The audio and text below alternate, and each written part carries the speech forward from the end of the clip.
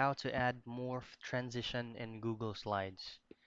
Now, first thing to be reminded, this is actually not available specific feature on Google Slides. We will customize it instead. So let's say, for example, we'll have two slides separately, and then we'll add a shape, insert, and then shape. Let's try the smiley shape right here. Copy it, paste it to the second slide. You can change the color to your shape or any image you want to fill in. Let's try blue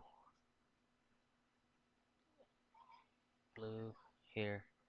So once you already have a shape or a picture that you wanted to morph, all you just have to do is to click on the image and then go to insert, and then we'll add an animation to it. Now for it to look realistic, we'll have to choose on zoom in or zoom out. Now let's add this on our second slide. Just insert and then animation.